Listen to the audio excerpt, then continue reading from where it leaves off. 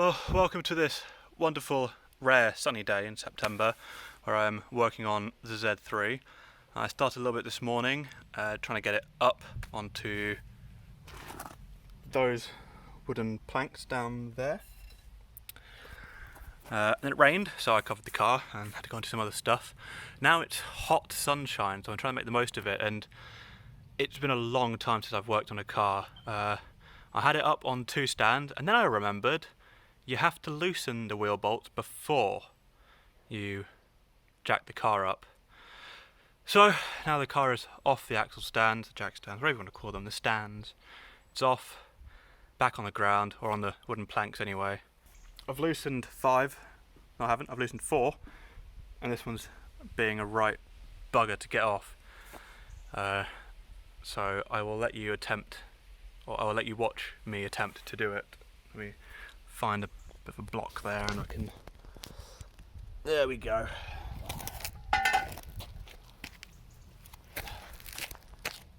So, oh, that's not good, don't want that.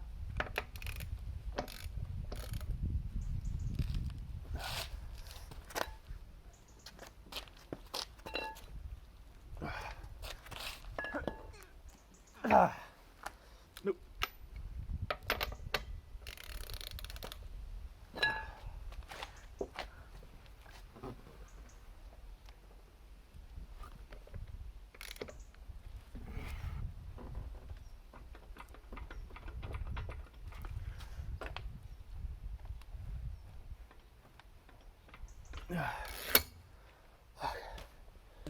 Can't.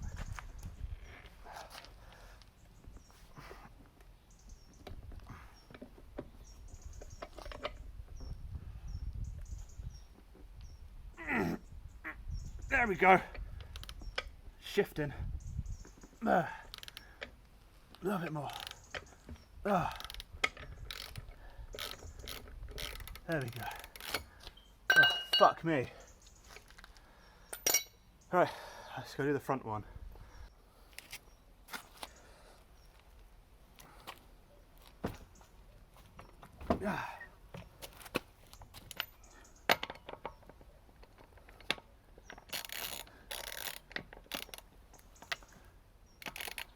So as you can see, these 4 came off easy, no problem. They all look the same. Now this one looks different. What it is just a 19mm. Well, here we are, finally. That side is done, that side is done, and because I don't trust anything or anyone, I've left the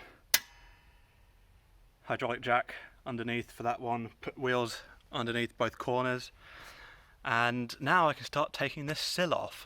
So the general process is to remove the wheel arch liners. You can see they've used something there from Germany for the lowering springs. So remove all the liners so you can get to some of the bolts that are in here. Same for the liner in the rear. You've got to get through under here. I remember this being a pain to do. You have to take off some trim from the inside. The door won't open, but I'll show you when I open it. And I've got to take the screws out the jacking pads. So obviously I'll move this out the way. So once the screws for the jacking pads are out, and there's also some bolts underneath for the inner sill, for the outer sill going into the inner sill. So let me crack on with that, and I'll catch up with you guys in a bit. So on first inspection of this part anyway, it's not too bad. And what I have found though is that rust is pouring out of these holes. It's like popping pimples or something. Oh, fuck me. Whoops. Cool, so I've managed to get the rear arch liner out, as you can see. I've also managed to poke a hole there, and just bubbling stuff. Yeah, you saw that. So something that I'm really happy with, really, is the fact that this here, I don't know if you can see, it looks like it's been sealed. So it looks like it's been treated. So although the sill, yeah, it looks a bit naff and crap, and this one is also very naff and crap. I did just pull that off. But this type of bodywork is replaceable. Same with the sill, this is replaceable, but what isn't replaceable is this part, and the fact that I can't put my hand through it like I could my other one, which I'll bring up a picture if I still have it, it is very reassuring at the moment anyway. So the thing is, you know, you've got the red painted calipers, on the front, it's even red lowering springs. Someone has put some effort into the car. I mean, they've coloured the grills in red and it's black, so you know, it looks like someone was going for the Feel the Drive colour scheme already with red and black, and they've done half the work for me. I say half the work, I mean the rest of the car needs work, but it's going pretty well. Like, it's not a complete rust bucket, it's just outside stuff that's the issue, and that's the important thing. As long as it's outside stuff, that can be fixed. And yeah, I just need to get these seals off and check, really. Alright, so progress has been made. We've got one jack pad off, we've got the other jack pad off, and let's have a look underneath. I can show you that it's a little bit messier than the other one, but it still looks in some sort of shape, which is good. Now the only thing that, well, you can see that I've taken off this panel, and this one it's a bit naff, it's pretty gone at this point, so I'll probably have to just clean that up so I can put it back on and then just bin it when I get a new panel. But the two sticking points are these here. So this other side is very rusted, and I'll show you on the back one. Basically it's just rounded, so I can't get anything on there that grips and will take it off. I've tried with the mole grips. I have these vice grips, I've got two, and neither will get on with enough purchase to turn it and get it off. So I have a new plan. For this one anyway, I'm gonna take this hammer, I'm just gonna bash it through there and hope that it goes through and rips the threads essentially. So let's see what happens. Let's see if I can take you along for the ride.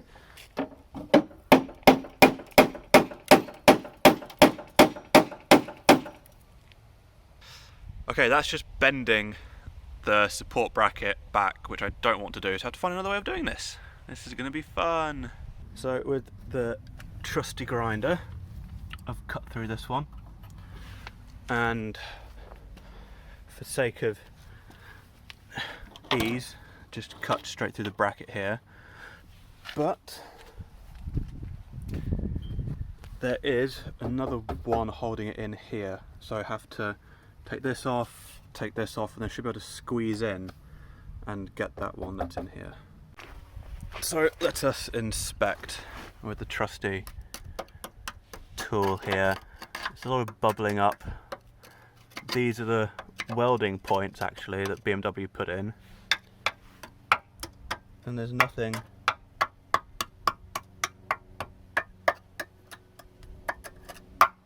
there's nothing here that's really of any scariness. If we look under here, you can see it just needs a bit of a clean. I don't think there's anything particularly rotten in there. Yeah, this is all just surfacey stuff, which is good. Let me check the jacking point, which is here.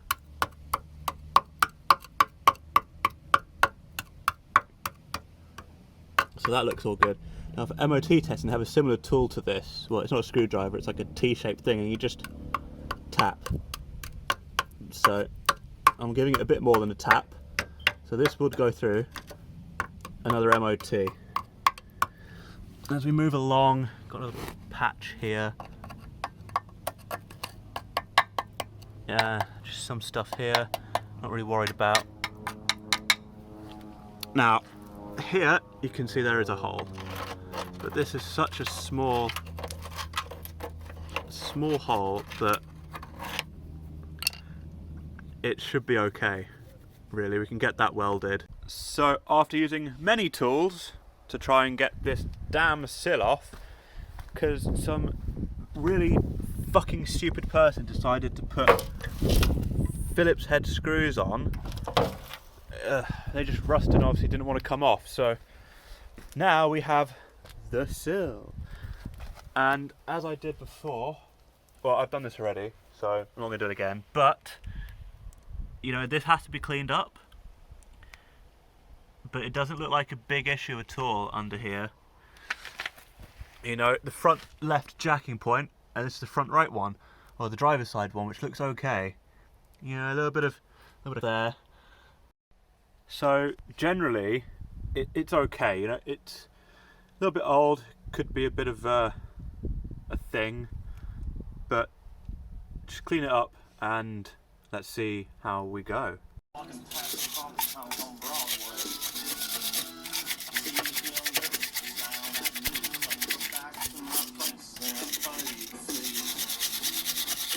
Okay, so I've done some cleaning. Let's see what the verdict is and what it looks like with the paint off. So this is the driver's side front sill, and immediately it looks like it's been hit here. It's not square as it should be. That should be a little triangle. So that's been hit somewhere. But, so yes, this is rust, but it's still metal. You know, there's bare metal right here. There's rusty parts here, but it's cleaned up okay. I'll probably have to grind it back to bare metal. But this is a first pass over with a wire brush. And if we go to the back, it's more of the same, really, you can see. But no holes right now. So let's move it on over to the other side. Ah, something in my shoe. Ow. So, obviously this is a bit fucked, I'm not bothered with that. This is the state of the passenger side rear. And the jacking point, which is here, there we go. So, no holes. It needs to be cleaned up more, obviously, but this is the first pass over, as I said. In there, definitely needs to be looked at. Alright, so interior didn't go well. I've had lunch, we're back on the sills. Just spray some of this on. And give it a clean. This is for viewing purposes only. I've already done this to this whole section here and underneath. Just proper get in there. And then we will use this. So remove rust and scale, as I have. Shake and pour sufficient into non-metallic container, which I have here. It's a nice Chinese takeaway box. Apply a uniform coat, working to pitted areas, smooth by brushing in one direction, ensure no bubbles, and excess should be removed or avoided. Then a dramatic colour change will occur, wait for 20-30 minutes, apply a second light coat at 90-degree angle to the first. So we're going to go across, and I think we'll go down, and same on the bottom, we'll go across and then down, or actually across and then up, because gravity. Wait for 24 hours, after which finishes may be applied. So we're not going to apply the finish, we're going to apply the protector and inside as well. But I can do it in 3 hours, and it says about spraying. So let's pour this in here and see how we go.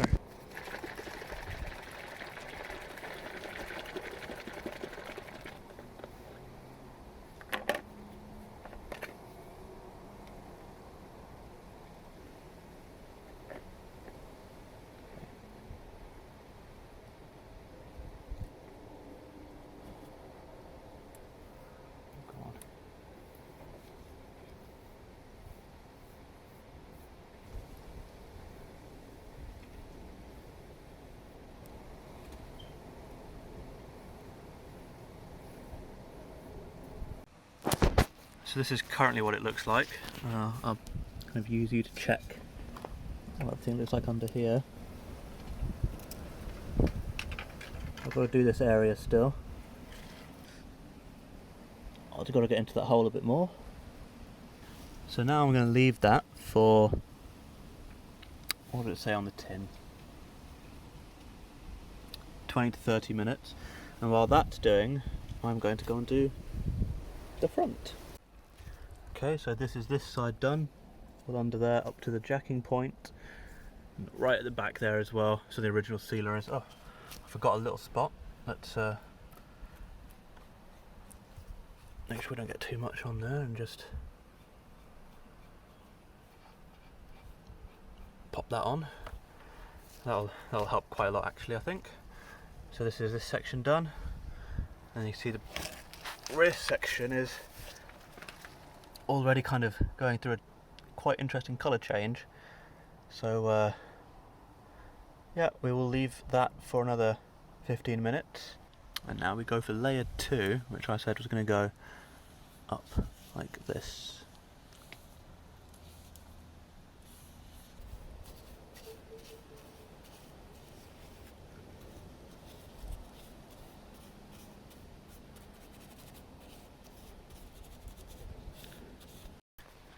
Okay, so this is what this looks like after 2 coats of going across and then down.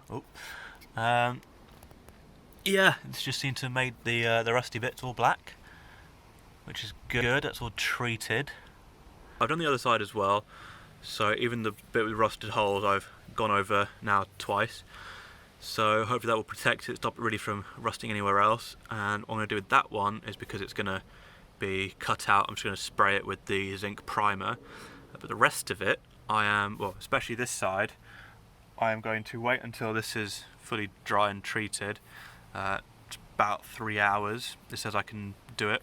I will spray the protecting thing onto it, and then I will also spray in the cavities. And I won't do it for the front or rear on that side, just because wax doesn't go well with welding, so I'll just leave that side alone, not even bother with it. Now I've just got to wait for 3 hours. And could I be doing anything else? I guess I could be servicing the car, doing spark plugs, but I have to run it, exhaust gases. I'm debating it. We will see if I do that or not. Okay, so back down on the floor. Hope you can hear me okay with this wind. The mic decided not to want to stay on. I don't know where it's gone now. So we have this. What do we do with it? Protects ferrous metals against rust. Yeah, cool. Preparation area is fully dry, clean and free from contaminants. Lightly sand with fine abrasive paper to create smooth surface and clean area using wipe. Mask off surrounding area to protect from overspray. Yeah, I don't care about that.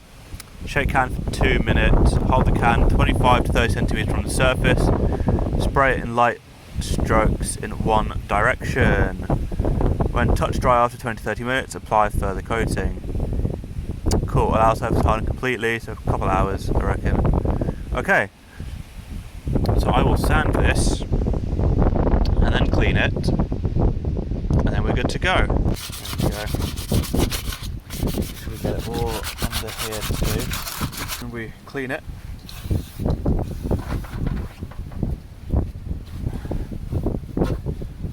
And then we shake this for 2 minutes.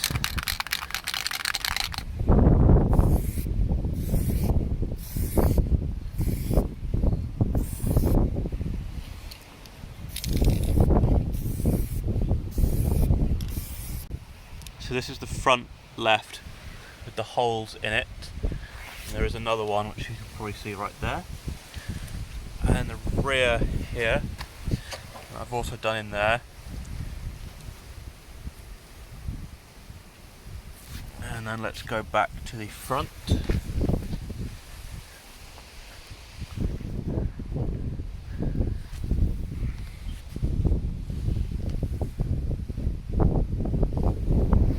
And this is the rear with a second coat on it.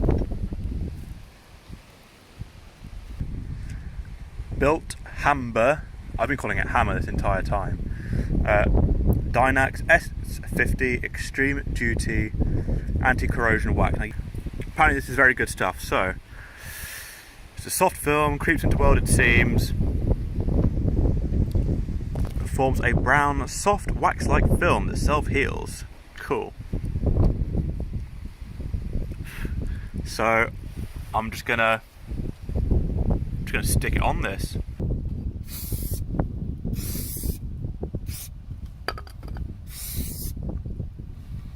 There we go. This panel was, well, I'm using it now as a drip tray because it was rusted as fuck.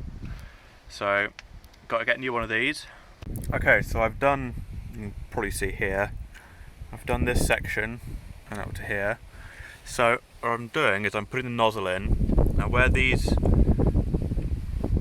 welding points are here, there is a section that goes across. The section has a hole in it like this. So what I've been doing is putting it through the hole that's in there. So it comes through there, and putting it through here. So that's how I did these 4 holes first. So I'd put it, well, yeah, these 3 anyway, these 3 holes. So I'd put it in here, try and get it through here, and then pull it out and it comes out here. So what I'm going to try and do now is put it through the section here, get it through here, get it through here, get it through here, and get it, so you know it's about here, and then I can pull it through to there. What I've done with the car right now, I'm quite happy with where it's at. The main thing I wanted to do was the sills, which are done, and they'll get fixed where they need to be fixed. And yeah, I've had quite a nice week off work actually, just working on the car. I say quite nice, it's been stressful, my hands hurt, I've got cuts everywhere. I'm very dirty. But yeah, it's been good.